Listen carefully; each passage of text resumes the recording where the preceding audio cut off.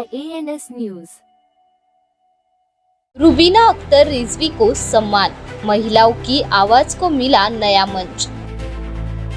मुंबई के इस्लाम जिमखाना में एक खास कार्यक्रम का आयोजन किया गया, जिसमें जानी मानी एडवोकेट और महिला अधिकारों की पैरोकार रुबीना अख्तर रिजवी को उनके सामाजिक कार्यों और योगदान के लिए सम्मानित किया गया।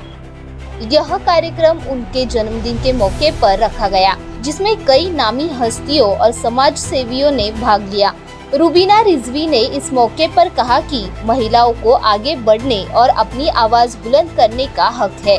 इस्लाम और हमारे समाज के महिलाओं को हमेशा सम्मान मिला है। जरूरत है तो सिर्फ सही मार्गदर्शन और अवसर की। कार्यक्रम में मौजूद सभी लोगों ने महिलाओं के सशक्तिकरण और सुरक्षा पर एकजुटता दिखाई। यह आयोजन सिर्फ एक सम्मान समारोह नहीं था, बल्कि एक संदेश भी था कि अब महिलाएं चुप नहीं रहेंगी। वे अपने अधिकारों के लिए बोलेंगी और समाज में अपना मजबूत स्थान बनाएंगी। यह कार्यक्रम समाज में महिलाओं की भूमिका को नई ऊर्जा देने वाला रहा और रुबीना रिजवी जैसी शख्सियतों को सम्मानित करके एक सकारात्मक पहल की गई। मेरा नाम आज बहुत इज्जत से और बुलंदी से लिया जा रहा है।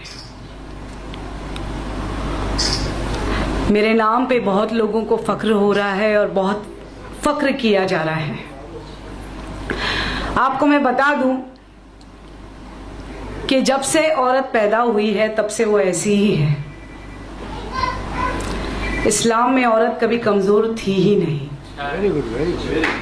माँ खतीजा से लेके माँ आयशा देख लीजिए। माँ खतीजा का जहाँ पैसा इस्तेमाल हुआ, आज माँ आयशा के लिए हम हद कहते हैं।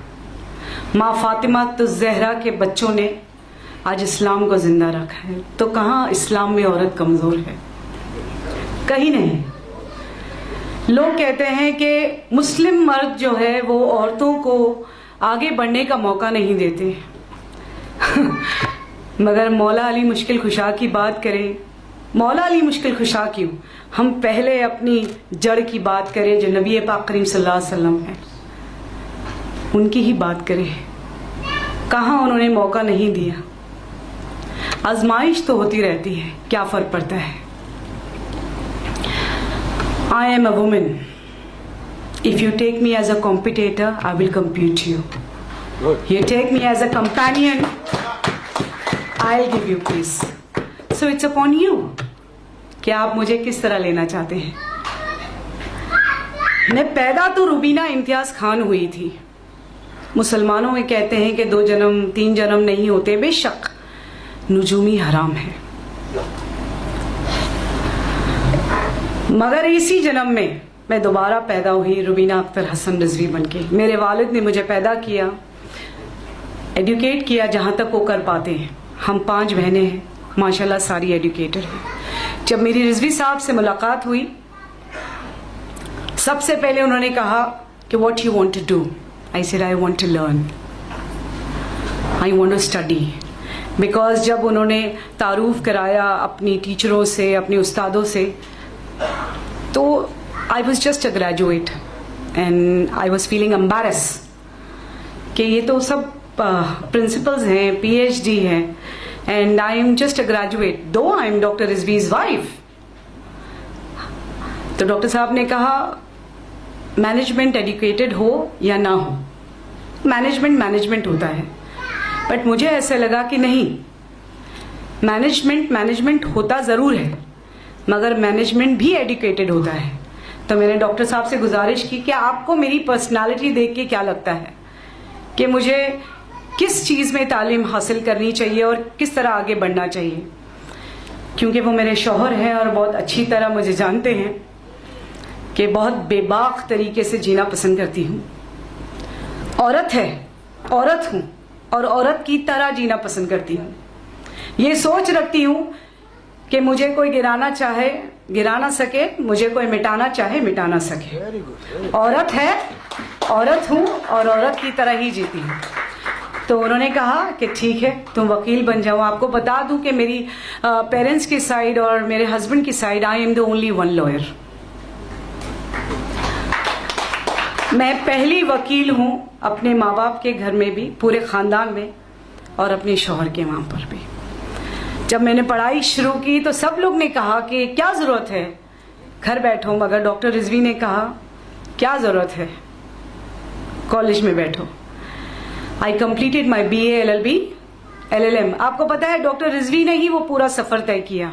मेरे एग्जामिनेशन हॉल के बाहर बैठते थे और मुझे कहते थे पूरे 3 घंटे बिताना, कुछ ना समझ में आए तो भी कुछ भी लिख कर आना। It was doctor Rizvi. LLB करने के बाद जब मैं पहली बार कोर्ट गई तो मेरे लिए बहुत डिफिकल्ट था। डॉक्टर रिजवी की कंपनी ज्वाइन कर लिया, बट क्योंकि वो बिल्डर है और बहुत शांत स्वभाव के हैं तो सिविल लॉ मुझे समझ नहीं आ रहा था। मैंने कहा ये पेड़ पौधे मुझे समझ नहीं आ रहे, आप खून वून करें। तो उन्होंने कहा मैंने तो किसी का थप्पड़ भी नहीं मारा है, मेरी आंख ही काफी है, मेरा नाम ही काफी है डराने के लिए। Then I learned cyber, then I did my forensic. I am a cyber forensic lawyer of India, and that is also an Indian Maharashtrian Muslim. Indian क्योंकि मैं हिंदुस्तानी हूँ, महाराष्ट्रन क्योंकि मैं महाराष्ट्र स्टेट में रहती हूँ, और मुस्लिम क्योंकि मैं मुस्लिम पैदा हुई हूँ। So I'm an Indian Maharashtrian Muslim. I'm sure बहुत जगह ये बातें जाएंगी और उन्हें समझ में आएगा कि एक मुस्लिम महिला अपने आप को किस तरह से एड्रेस करती है। So I am an Indian Maharashtrian Muslim. आप भी ये बोलना शुरू कीजिए, क्योंकि ये कहते हैं कि हम मुस्लिम हिंदुस्तानी नहीं है। अगर अल्लाह की मर्जी होती और हमें टैटू लगाने की इजाज़त होती, जो शायद आप सबको पता है कि टैटू हराम है, जहाँ पर टैटू लगता है वहाँ की जो सेंसेशन है वो ख़त्म हो जाती है, ख़त्म हो जाती है। वज़ू नहीं होता, वज़ू नहीं होता, गुस्ल नहीं होता, गुस्ल नहीं होता, नमाज नहीं होती, तुम्हारी दुआ पूरी नहीं होती। तो अगर टैटू की इजाज़त होती तो मैं ज़रूर हिंदुस्तानी लिख कर घूमती, है ना। So I am an Indian Maharashtrian Muslim. I am the only one Muslim forensic lawyer of India.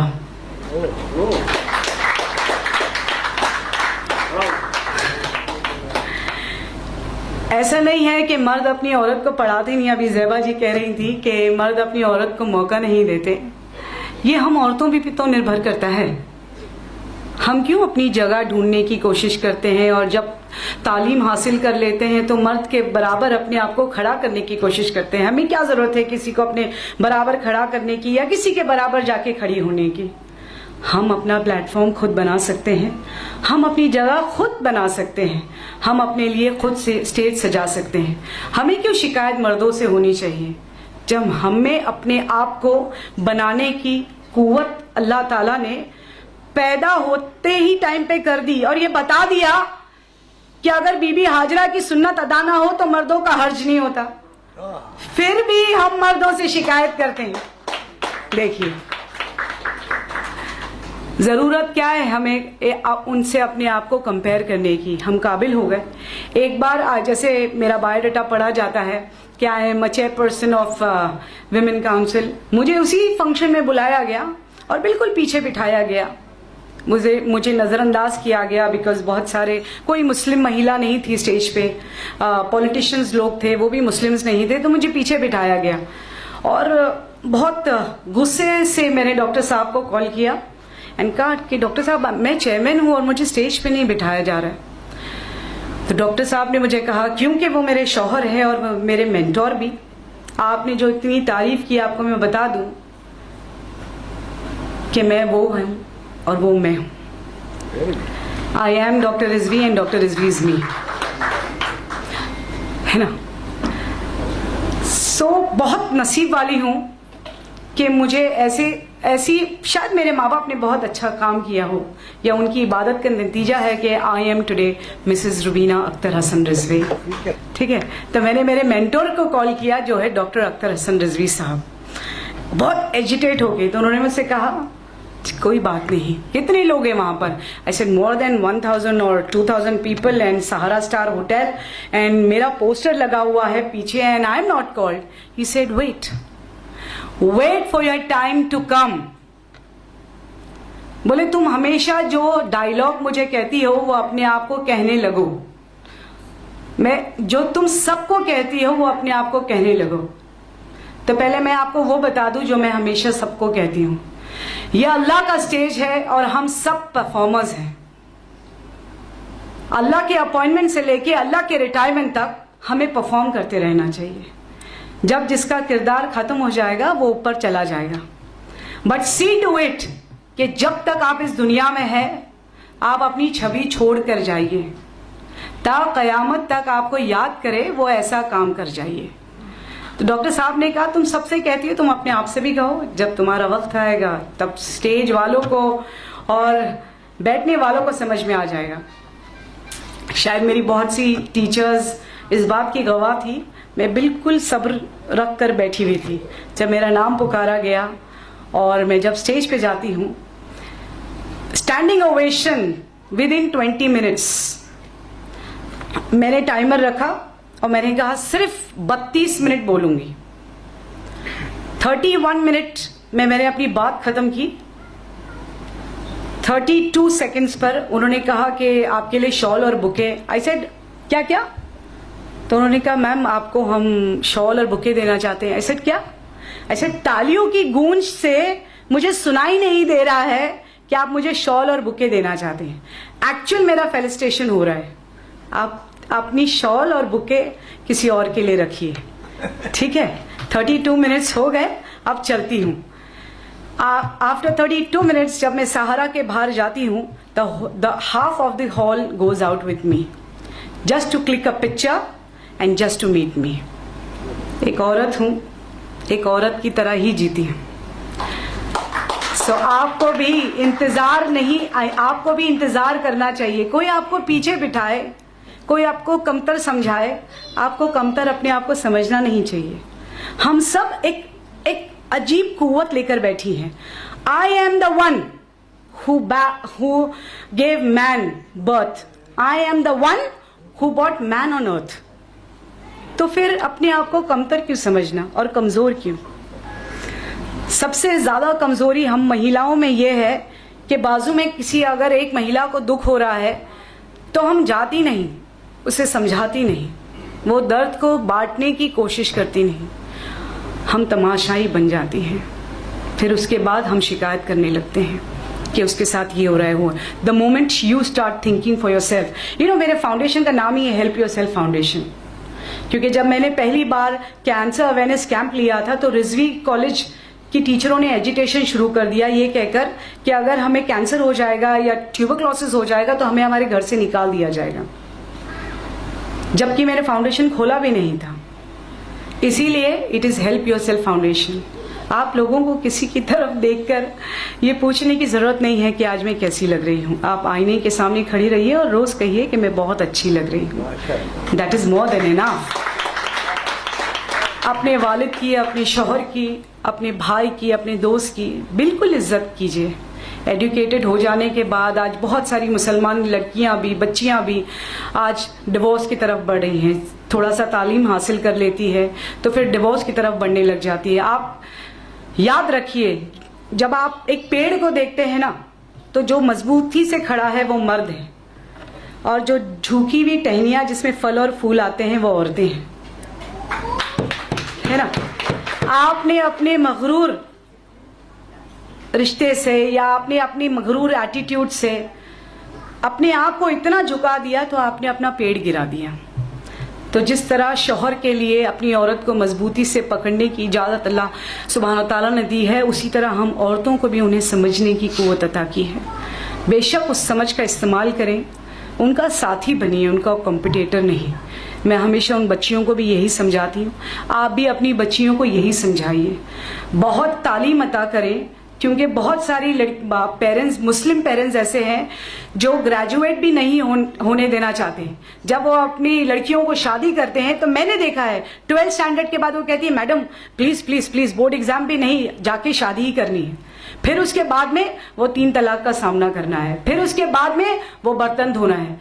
The moment as a mother if I say my daughter is a engineer doctor, उसका शौहर, उसकी सास भी कहेगी मेरी बीवी एक इंजीनियर डॉक्टर है, मेरी बहू एक इंजीनियर डॉक्टर है।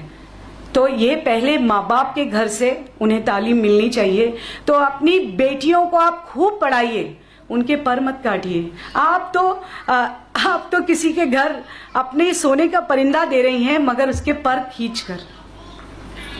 उनको बिल्कुल पर दीजिए ताकि वो उड़े और अच्छी उड़ान भरे, जो आपके घर में भर रहे थे उसी क्षमता के साथ वो वहां पर भी भरे। So educate your girls more and more. Definitely I will thank today advocate Yusuf Abrani sahab. बहुत कम शख्सियत ऐसी है मुंबई में, स्पेशली मुस्लिम्स, जो रिकग्नाइज करती हैं, चाहे वो डॉक्टर रिजवी हो या मैं हूँ। हम दोनों भी बहुत कम जगह जाने की कोशिश करते हैं, बहुत सटल रहते हैं अपनी लाइफ में। हम दोनों भी बहुत प्राइवेट हैं, मगरूर नहीं, हम दोनों बहुत बिजी रहते हैं। वो मैं एजुकेशन देखती हूँ, वो इस उम्र में भी कंस्ट्रक्शन देख रहे हैं। हम मगरूर नहीं, इसीलिए नहीं, बट हम दोनों बहुत प्राइवेट होते हैं, हम जाना जल्दी पसंद नहीं करते। मगर जब यूसुफ साहब ने कहा कि I want to felicitate you, I was very shocked कि डॉक्टर रिजवी का फेलिसिटेशन समझ में आता है, मेरा क्यों? तो उन्होंने कहा नहीं, जो आपने किया है, because I have a ladies wing and I want to show that I am felicitating a women of empowerment. और मैं सिर्फ और सिर्फ उसी बात का फेलिसिटेशन लेने के लिए आई हूं कि I am a women and a women of empowerment. So बहुत बहुत शुक्रगुजार हूं आप सबकी, बिकॉज मैं आप लोगों के, आप सब मुझे जानते होंगे मगर मैं आप लोगों का नाम नहीं जानती। बहुत लोगों से तारुफ भी नहीं हुआ है मेरा, because I am a very private person. So बहुत बहुत शुक्रिया वक्त निकालने के लिए। देखिए, मुझे बात खत्म करने से पहले आपको ये बता दूं कि मैं ये घड़ी तो पहनती हूँ, साथ में एक इनविजिबल वॉच भी पहनती हूँ। प्लीज आप पहना करें। मेरी दादी कहा करती थी कि एक ऐसी घड़ी हाथ में पहनो जो तुम्हें वक्त का अंदाजा सिखाए और वक्त की अहमियत बताए। जब मेरा अच्छा वक्त आता है तो मैं अपनी हाथ की तरफ देखती हूँ तो वो इनविजिबल घड़ी कहती है ये वक्त भी कट जाएगा। जब मेरा बुरा वक्त आता है तब मैं उस घड़ी को देखती हूँ तो वो घड़ी कहती है ये वक्त भी कट जाएगा। तो ये वक्त जो आप लोगों ने मुझे दिया उसकी मैं शुक्रगुजार हूँ, क्योंकि वक्त सबसे बड़ी चीज़ है इस दुनिया में, बिकॉज हमारा वक्त कब ख़त्म हो जाएगा ये हमें पता नहीं। तो बहुत बहुत जज़ाकल्लाह मुझे यहाँ बुलाने का और मेरा और हौसला बढ़ाने का। यूसुफ भाई, congratulations for you joining the Samajwadi Party, because I think so that's a Muslim political party, and I'm sure that you are on this platform, you are going to gather more and more Muslims, and gather more and more Muslims, whether they are women, whether they are youth, or whether they are men. More and more Muslims on platform where we can raise a voice on our issues. हमारे बारे में तो कोई बात ही नहीं करता, ना करें, हम ऐसे ही बहुत सक्षम हैं, क्योंकि हम नबी की उम्मत है तो हम ऐसे ही बहुत सक्षम है ना। हम उम्मत रसूल है तो हमें कोई डरने की या फिक्र करने की जरूरत नहीं। नबी पाक करीम सल्लल्लाहु अलैहि वसल्लम के नाम को बुरा बोलकर भी बहुत लोग अपनी दुकान चला रहे हैं, तो चलाते रहने दीजिए, उन्हें एंजॉय करते रहने दीजिए, है ना। तो जज़ाकल्लाह बहुत बहुत। अस्सलाम वालेकुम।